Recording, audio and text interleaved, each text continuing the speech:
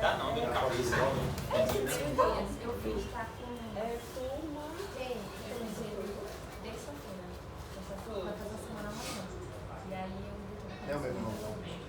Eu já tive cabelo grande, qualquer coisa que puxar meu cabelo na minha cabeça é triste. O resultado é bom, né? Só fiz outra parte da copiada dele. Eu guardei essa parte pra ter Muda a cor? Eu não tô copiando a cor, eu mudo o estilo. Às vezes eu faço sem a tiara, às vezes eu coloco o cabelo. A ilustração vai ser bonita. Eu tenho uma colega que é a cor do material. Ela já fez vermelho, azul. Ela fez, eu acho. Deve ser a turma da aula do dia 13. Sim, meu povo. Vamos nós. No contexto de invasão holandesa aqui, é importante destacar que os holandeses, por fim, eles dominaram a região de Alagoas, inclusive construindo fortes aqui em Penedo, como eu disse, numa lógica administrativa, numa lógica de defesa, já que o Rio São Francisco aqui era o local de entrada para o território brasileiro. No total, a invasão holandesa, ela pegou o que hoje é Pernambuco, Alagoas, Paraíba, Rio Grande do Norte, chegando a parte do Ceará. Tá entendendo? Essa foi a extensão do território holandês que eles dominaram aqui no Nordeste brasileiro. Só que, por fim, eles são derrotados. Aí eu só estou falando sem anotar nada, porque aqui é contexto geral, beleza? Eles são derrotados em 1654, depois do fim da União Ibérica. Olha só, a União Ibérica acaba em 1640, aqui acontece a chamada Restauração Portuguesa. Volta a ter um rei português no país Portugal. E assim se cria uma outra dinâmica de poder. Primeiro, que os portugueses passaram a negociar um pouco mais com os holandeses. E nesse meio tempo aqui, que eu não anotei, meu povo, teve o governo de Maurício de Nassau, beleza? O governo de Maurício de Nassau, na invasão holandesa, é porque tem muito mais a ver com a história de Pernambuco do que de Alagoas em si. Mas Maurício de Nassau é considerado o grande nome da invasão holandesa, beleza? Ele foi governador. Porque, na verdade, ele não foi um governador, ele foi um administrador do território, já que a invasão holandesa foi uma dinâmica mercantilista. Foi uma empresa privada que administrou o território brasileiro. Então, ele é enviado como uma espécie de CEO, tá entendendo? De gerente da empresa aqui nessa região. Em Penedo, né? Não, na região de Pernambuco, na verdade, Pernambuco como um todo. E aí, que é toda essa região aqui que eu mostrei. Mas que ela aqui criou aquela... É a Companhia das Índias Ocidentais, que chegou a ser a empresa mais rica do mundo durante muito tempo, mas faliu. Mas vamos nós! Maurício de Nassau é uma figura extremamente referenciada em Pernambuco, porque se Pernambuco, o povo de Recife, é orgulhoso de si, eles são bem bairristas, não existe estado brasileiro que o povo do seu estado use tanta camisa da bandeira como Pernambuco. Não existe. Dizem que os dois povos brasileiros mais orgulhosos do seu estado são Pernambuco e Rio Grande do Sul, o gaúcho. Só que o gaúcho não usa a bandeira pernambucana como um símbolo cultural. Chega a época de carnaval, meu amigo, pau que tora, para quem gosta de frevo, é a bandeira de Pernambuco. Se o cara viajar para lá, para Recife, Olinda, é a bandeira de Pernambuco para todo lado. Beleza? Inclusive agora a gente só teve um evento anual, todo ano tem em algumas cidades de Pernambuco, que é Pernambuco meu país. Entendo. Eles têm muito orgulho, porque nesse período de Maurício de Nassau, basicamente a cidade de Recife foi a cidade mais moderna das Américas. Tá entendendo? Foi o estado que mais tentou se separar do Brasil. Mas mais tentou se separar justamente por causa disso, porque eles chegaram a ter o melhor do que podia ter na época. E depois do que eles tiveram do melhor do que podia ter na época, só foi queda. Então eles lutaram contra essa queda, mas só pioraram.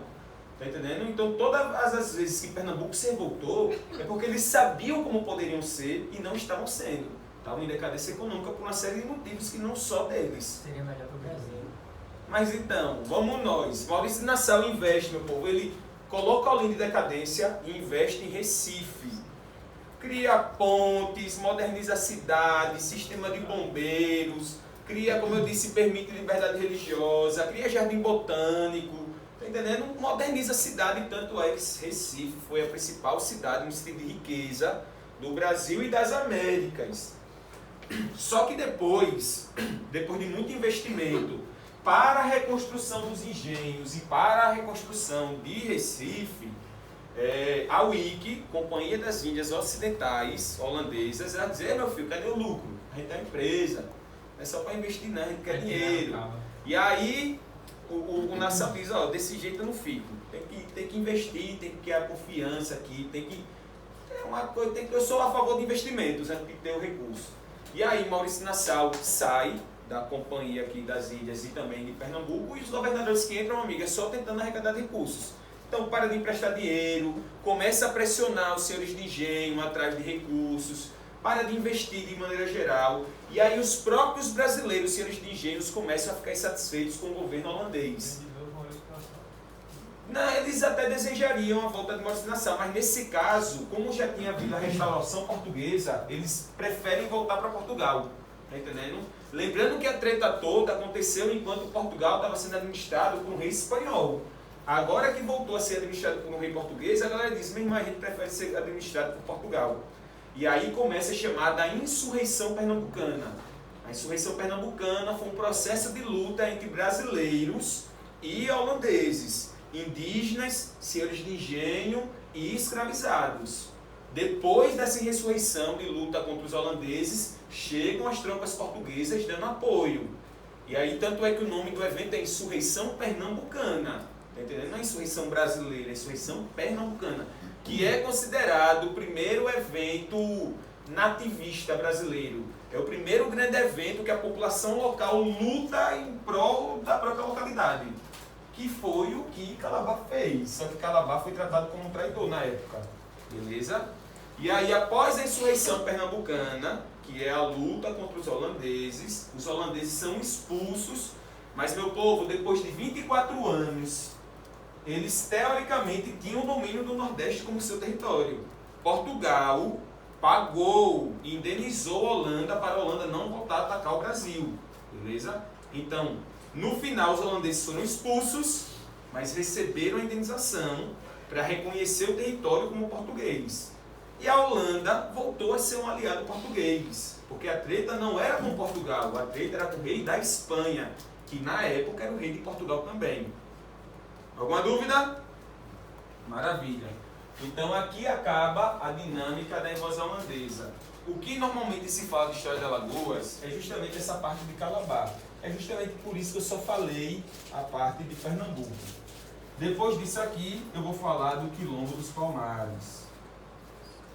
Quilombo. Quando está nesse período da invasão holandesa, a gente perguntar o ciclo do açúcar, que no caso... Bom, meu querido, foi importante você falar, que eu já estava brigadão mesmo, que eu ia pular para o Quilombo aqui.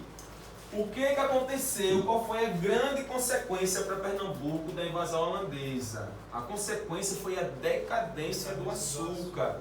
Porque os holandeses, eles sabiam investir e sabiam vender antes da invasão.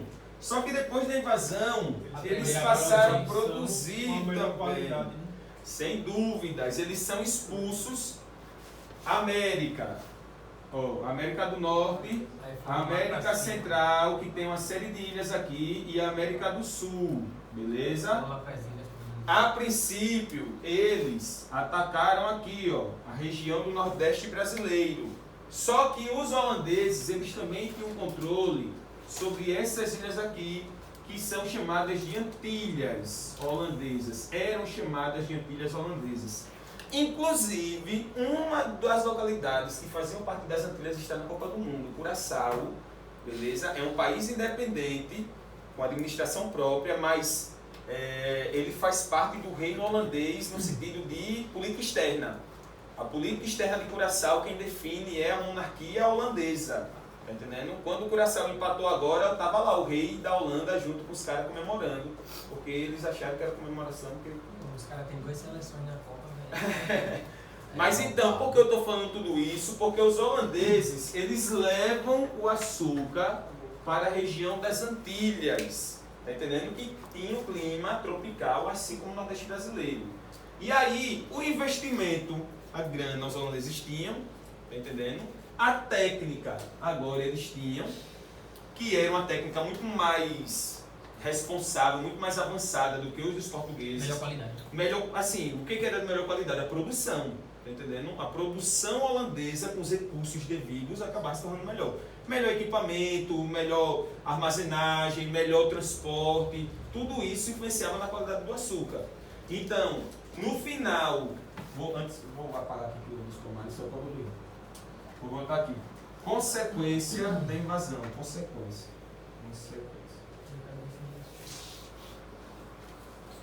Da invasão. Saibam que aqui quando eu estou colocando invasão, é invasão holandesa, viu? Decadência do açúcar. Decadência do açúcar no Brasil. Quando eu falo de decadência do açúcar, é do ciclo do açúcar, beleza? Até hoje o açúcar tem o seu papel importante na economia brasileira. A economia alagoana ainda é muito dependente do açúcar, apesar de nós não sermos mais os maiores produtores de açúcar do Brasil. São Paulo, Minas Gerais já produzem mais do que a gente. Só que o açúcar ainda acaba sendo um ativo importante na economia brasileira. Só que perdeu a grande importância. Até então era o grande produto explorado pelos portugueses. Só que depois da invasão holandesa, como eles aprenderam a produção e levaram para as Antilhas holandesas, desenvolvendo um produto de melhor qualidade e com maior proximidade à Europa, a Europa está aqui. É mais perto daqui do que daqui. Está entendendo? Então tudo isso fez o açúcar holandês ser melhor e mais barato. Meu amigo, na dinâmica de oferta e procura, o açúcar brasileiro se quebrou, porque barateou o preço e era de pior qualidade. E na disputa, acabava a galera sempre dava preferência ao holandês. E antes da invasão, no caso, ele tinha o monopólio da produção do açúcar daqui. Até então, o Brasil era o maior produtor de açúcar. Era o único? Não era o único. O Haiti, por exemplo, que vai acontecer no futuro, a Revolução Haitiana, produzia açúcar e produzia café. Beleza? Então existiam outros cantos que produziam açúcar, mas não em grande quantidade como no Brasil. Não existia nenhum canto do mundo que produzia a roda direito, mas aí os holandeses conseguiram. Tanto é que eles conseguiram desenvolver em ilhas o que precisava de um território gigantesco para produzir aqui no Brasil. Beleza? Porque a técnica deles era melhor do que a brasileira. Muito bem. Então houve essa decadência do ciclo do açúcar e daí para frente, meu amigo, para o Nordeste foi só para trás, beleza? Se Nordeste é lembrado hoje em dia como uma região pobre, o povo do Sul vê lá, gente passando fome, sede, não sei o quê. Meu povo, não é por nada não. Tem alguém aqui do sertão sertão alagoano? Alguém já passou sede na vida aqui, sede no sentido de seca? Mas se a gente for conversar com um paulista que nunca viu a gente, vai dizer, e aí, é seca lá, hein? Porque pra ele, meu amigo, a gente está em Maceió. Se ele vier aqui, tá chovendo. Minha esposa é nutricionista, ela trabalhava num hotel, lá na Ponta Verde, no Ritz. Aí ela lá, de produção, tal, não sei o quê, aí tava no descanso dela. Aí chegou um casal lá de São Paulo, sei lá, no Peste foi. Tava chovendo, né? Que é a coisa mais normal do mundo, chover em Maceió. Eita, que chove, olha! Os turistas falando. Porque na visão deles aqui é aquela terra rachada, não sei o quê. Por que eu trouxe essa conversa? Porque essa visão começou a acontecer depois da decadência do açúcar. Até então, a região Nordeste era a região mais rica do Brasil. Tá entendendo? Quando se falava de riqueza, quando se falava das principais cidades, era Salvador e Pernambuco, e Recife e Olinda. Eram as principais cidades do Brasil. É por isso que Pernambuco é tão revoltosa no futuro. Ela saiu do melhor, piorou e foi continuando piorando e lutou contra isso. Só que saiu derrotado todas as vezes que lutou, né? Tem essa questão. Quem luta pode ser derrotado, né? E no caso de Pernambuco ele foi. Muito bem, agora sim, oficialmente, Quilombo dos Palmares.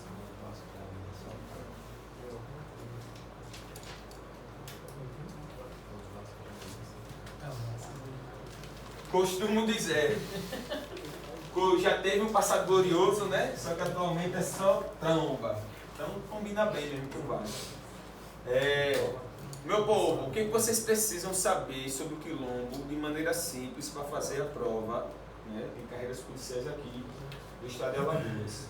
Quilombo dos Palmares. Resistência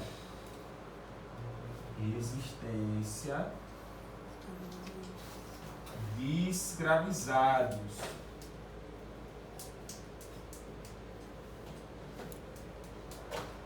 Ou a maior resistência da negra. Palavra negra, preta, tá entendendo? A maior resistência negra que aconteceu foi do Quilombo dos Palmares. Professor, eu vi que Zumbi tinha escravo. Meu irmão, não importa. Para CESP, Zumbi foi um grande líder, foi um cara revolucionário para a época, e ele lutou e ele é uma referência contra a escravidão. Tá entendendo? Primeiro, que é controversa essa história. Na época era cultural. Era cultural, mas é porque o conceito de escravizado muda. Era cultural no sentido de que a escravidão naquele período era dada muito por guerra, por dívida. E aí a escravidão portuguesa perante os negros e os indígenas é que foi essa escravidão racial. E na época eles não tinham tanto esse conceito de ser racial. Maravilha, meu querido. Na Boa verdade, eles questão. só viram depois. Gente, é tudo em preto. Pronto, vamos dizer que é preto. Acho que... É porque é mais complexo. A gente tende a simplificar, mas é mais complexo. São longos anos. Porque no caso dos portugueses com os reinos africanos, eles tinham relações comerciais. Mesmo no período da escravidão, você está correto ao dizer que a escravidão era um contexto comum da época. E lembrando, o povo africano eram povos diversos. Não era um preto escravizando um preto. Era um povo, eu vou imaginar o nome de um nome aqui, viu? Era um povo umbuto escravizando um povo Nengue, tá entendendo? Eram povos diferentes lutando e o derrotado sendo escravizado, meu amigo. Agora, o que os portugueses fizeram? Os portugueses estimularam conflitos e sequestros numa dinâmica comercial.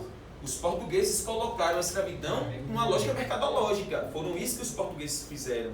E no caso do Brasil, especificamente, eles racializaram, tá entendendo? Zumbi é o típico caso que pobre quando fica rico. Mas na verdade não. Zumbi era visto como um rei. Então a lógica era mais que ele tivesse servos do que ele tivesse escravos.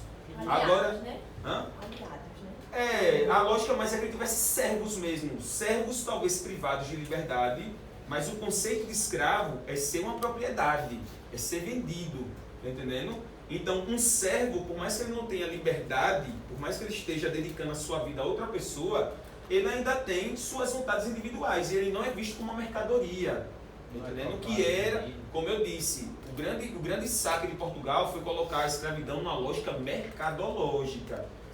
Os portugueses lucraram muito e os ingleses também lucraram muito com a dinâmica da escravidão. Tanto é que substituíram a mão de obra indígena pela mão de obra escrava porque gerava muita grana, no sentido mercadológico aqui, beleza? Então, muito bem. Quilombo dos Palmares, resistência de escravizados e de negros, maior da América, beleza? Maior de toda a América. Maior da América.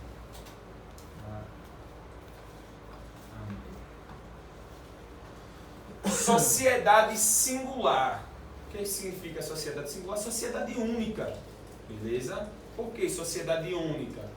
Porque tem muita gente que acha, ou a nossa referência histórica, é que no dia 20 de novembro, dia da Consciência Negra, as atenções são voltadas aqui para Alagoas, já que hoje em dia o dia da Consciência Negra é um feriado nacional, beleza? E aí é voltada para a Serra da Barriga. Mas a Serra da Barriga, na verdade, foi o último local de resistência. O Quilombo era muito maior, originalmente, beleza? Imaginando que aqui é Alagoas, mais uma vez, e aqui é Pernambuco, beleza? Pernambuco atual, o Quilombo, meu povo, é como se tivesse sido isso aqui, ó. Foi uma região bem grande, beleza? O Quilombo no sentido original, Lembrando que basicamente o quilombo era a união de mocambos. E os mocambos eram como se fossem cidades-estados, eram cidades com administração própria. Tá entendendo? No sentido militar, em defesa contra o inimigo, eles se uniam, era uma confederação. Mas no dia a dia, cada um tinha o seu administrador. Beleza? Tinha sua cultura individual. Tinha sua cultura, suas leis. Um era mais voltado para a cultura militar, outro era voltado mais para a agricultura não sei o que, outro. E ainda reuniam diversos povos. Por isso que era uma espécie de confederação, na verdade. Então o que a gente chama de quilombo, na verdade era a união de vários quilombos juntos. Só que como o quilombo era considerado só um, aí chama-se mocambo. Mocambo é subdivisão. Imaginando que o quilombo era um estado, os mocambos seriam os municípios. Tá entendendo? Então cada um tinha lá. Só que no final, como eu disse, em conflitos, tinha um grande líder. Durante muito tempo, aí sociedade singular por quê? Porque foi uma comunidade formada por ex-escravizados, ou de origem africana, tinha indígenas, obviamente, era um território muito amplo, e tinham pessoas pobres, de origem portuguesa, só que pobres. Então, de fato, como o Quilombo dos Palmares durou mais de 100 anos, quase 100 anos, na verdade, ela se relacionou economicamente. Ela fazia negócios com outras cidades aqui da região, tá entendendo? Pessoas trabalhavam, prestavam serviços. Então, amiga, era um reino dentro do Brasil, um reino com características africanas.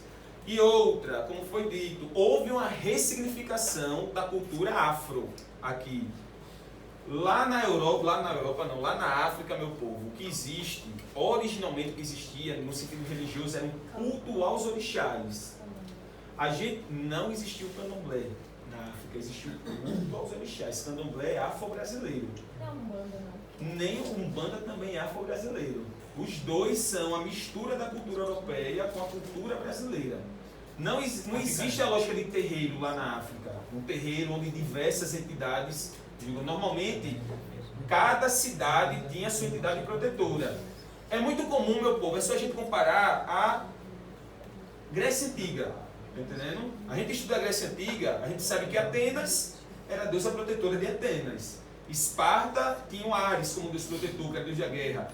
Cada cidade-estado grega tinha o seu deus protetor. Povo escandinavo, vikings, cada cidade lá, cada região tinha o seu deus protetor. Tá entendendo? Era a mesma coisa na África. Cada cidade, cada região tinha o seu orixá protetor. Muitos deles em conflito, muitas vezes. Eu convivo com gente de cultura de matriz africana. Quando chegou no Brasil, gente de diversas localidades, eles tiveram que se adaptar. Na verdade, eles tiveram que se camuflar a religião deles na católica. Né? Então, aconteceu duas coisas. Aconteceu o chamado sincretismo, que é essa mistura de comunidade africana com coisa católica. Por isso que é comum ver em terreiros imagens católicas. Não é porque a Igreja Católica compactua com isso. Pelo contrário, a Igreja Católica tentou converter eles. Só que aí eles, para tapear os portugueses, eles disseram, tá certo, a gente está convertido. Traz a imagem para cá. Só que estava lá a imagem católica, só que na verdade eles estavam cultuando a divindade deles. Daí se misturou. Tá a imagem de Nossa Senhora, mas na verdade é Iemanjá. Os portugueses viam Nossa Senhora, diziam, muito bem, tá certíssimo. Mas para eles era Iemanjá. Tá entendendo? Isso se chama sincretismo, mistura. E houve a ressignificação. Ressignificar é mudar o significado. Então, o que antes era um orixá por cidade, agora que tem um monte de gente de um monte de cidade junto, vamos criar uma localidade onde as nossas divindades possam estar protegidas. Por isso que Candomblé e Umbanda são afro-brasileiras. Na África não se vê aquilo. E é interessante, meu povo, também saber que existe hoje em dia mais adeptos de orixás, quem cultua orixá no Brasil do que no próprio continente africano, viu? Hoje em dia. Porque lá na África a história seguiu. O que antes tinha um monte de gente adepta aos orixás, eles foram convertidos, ou pelo cristianismo, ou pelo islamismo. Então quem é adepto de cultura natural lá, dessa religião natural, é uma pequenininha parte. No Brasil, a cultura dos orixás continua mais forte do que lá na África. Beleza? Então, eles foram convertidos, né, meu amigo? Não tiveram muita escolha, não. Até porque a gente sabe muito bem como era o cristianismo antigamente. esse conceito de cristianismo respeitoso, meu povo, é uma dinâmica atual, viu? Recentíssima. 100 anos. Quem se converteu morreu. Até o Brasil imperial, até 1889, quando o Brasil era império, não era, podia ter evangélico aqui no Brasil não, viu? A gente era um Estado religioso católico. Quem determinava os bispos era o imperador, tá entendendo? Você poderia ser morto em casos extremos por você ser considerado um herege, por você não seguir a fé católica. Então, esse negócio de liberdade, de respeito, é uma coisa extremamente recente. O que a gente vê os muçulmanos fazendo, esse povo aí do Talibã, que não sei o que a gente acha um absurdo, era o que os católicos mais faziam e os evangélicos também, meu povo. Quando a gente fala de bruxa, caça às bruxas nos Estados Unidos, quem fundou os Estados Unidos foram evangélicos. As mortes às bruxas eram mulheres consideradas pagãs que eram mortas em tribunais evangélicos lá nos Estados Unidos. Tá entendendo? Então não tinha liberdade religiosa não. E aí, por isso que eu digo, é importante a gente entender e compreender a história, e por isso que aqui houve essa ressignificação e havia um respeito às comunidades africanas. Zumbi tinha escravo? Não tinha escravo, porque nesse contexto aqui especificamente, como eram ex-escravizados, eles não permitiam a escravidão do jeito que era protocolado pelos portugueses. O que existia na África? Escravidão ou por dívida ou por luta. Lutou dois povos, um foi derrotado, ficou escravizados. Se todos aqui são fugidos, como é que vai ter alguma coisa aqui relacionada a algo do tipo? Beleza? Então, essa comunidade aqui, a gente pode dizer que foi um reino africano, uma experiência de reino africano, ressignificado para a América, sem escravidão. Agora, Zumbi, tinham pessoas que o auxiliavam, o cara é considerado um rei. Ele é nascido aqui no Brasil? Ele era nascido, inclusive, pela historiografia, ele nasceu no Quilombo livre, só que depois foi capturado, foi criado por jesuítas na tradição católica e depois conseguiu fugir e voltar para o Quilombo. Por isso que ele era letrado, ele tinha um certo conhecimento. Principais lideranças do Quilombo dos Palmares: Gangazumba. Gangazumba, ele liderou, li a data, ele liderou o Quilombo até 1600, deixa eu só confirmar agora, 78 ou 68, tá aqui 78, até 1678. Para quem não sabe, Gangazumba não é o nome de uma pessoa, viu? Gangazumba é um título, a pessoa se tornou Gangazumba, não nasceu Gangazumba. E aí Gangazumba foi um grande líder. Tá entendendo? Ele, portanto, liderou basicamente boa parte da resistência aqui do Quilombo. Só que em 1678 ele assina um acordo com o governador de Pernambuco. Qual foi o acordo? Acaba o Quilombo. Quem nasceu no Quilombo livre, só que quem era escravizado, quem ainda pertencia a alguém, tem que ser devolvido. Outra também tem que sair da Serra da Barriga em si e ir para uma região específica. Mas esse acordo foi porque pegaram a esposa dele? Rapaz, assim, a origem do acordo normalmente, não sei, eu nunca vi não essa versão de que pegaram a esposa dele. Só se sabe que tem um documento do acordo só. Porque diz assim, era comum, alguns quilombos, era comum a inimigos se oferecer assim, ó, anistia, vocês ganham terra, presta condolências, presta os impostos bonitinho, mas ganha liberdade, vive em paz. Acaba a guerra, não vive nesse estádio de terror. Seria mais lucrativo para ambos os lados, né? Se fosse um acordo de paz. Como se fosse um acordo de paz. Tipo, ó, quem nasceu aí fica livre, porque teoricamente nasceu lá, mas é todo mundo descendente de escravizado, né? Em teoria. Mas quem nasceu no Quilombo está livre. E seria lucrativo para ambos os lados, né? Recife não ia ter que gastar com campanha de militares e eles não iam ter que... Só que dizem que aí houve um racha, né, dentro do Quilombo, porque parte era contra, porque ia ter que devolver todos os fugidos, que era uma grande quantidade, e outra, tinha gente que não queria sair das suas localidades para ir para o território designado que foi dado pelo governador. Segundo a historiografia, foi visto que ele meio que foi enganado, tá entendendo? Quando ele chegou no território dado pelo governador de Pernambuco, era um território que não era muito bom, de plantio, de nada, e também vivia sob supervisão de tropas pernambucanas, beleza?